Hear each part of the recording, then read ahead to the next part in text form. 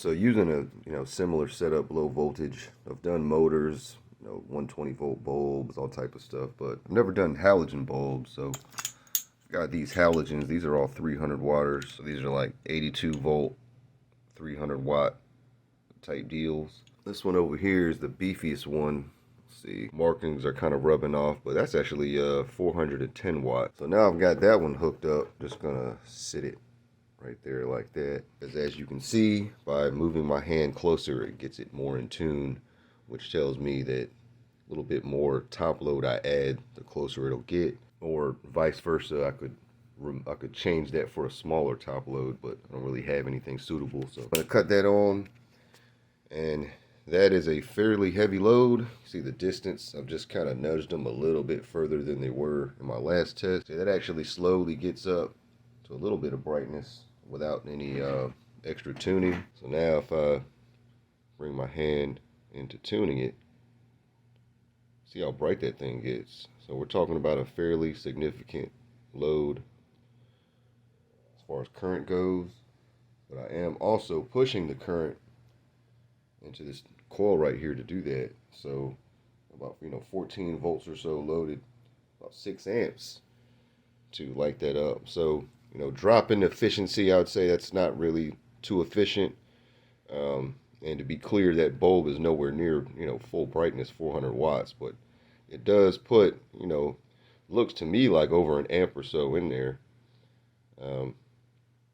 It's really hard to say what specific voltages and all that power is going on, how to measure that with this type of deal. I suppose you could just treat it linear, but again, that's a fairly beefy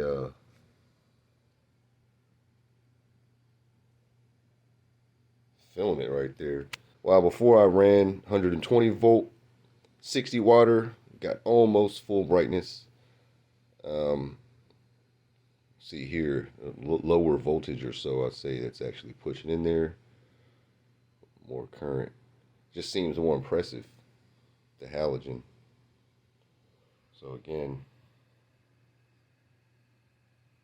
pulling up around the 6 amp region or so to do that.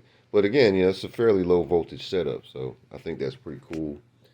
A lot of the times, I've mostly seen these demonstrations done low voltage with Slayer exciter coils, whereas with this type of deal, it is a low voltage input. Since I've got push-pull, I've got plus minus my rail voltage. That gives it a little bit of a boost as far as the beef, and again, do stuff like that. So actually, let me cut the voltage up a little bit. So, cut the voltage up. For now, I've got a tiny battery on that thing right now, so it's dragging it down.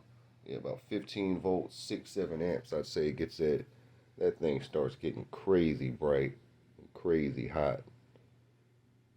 So again, over 410 watt load. Lights better than I would have guessed. I would have at least thought you'd have to cram those suckers real close together, but yeah, so the further I move it back, more dim it'll get, but you can still get pretty significant current.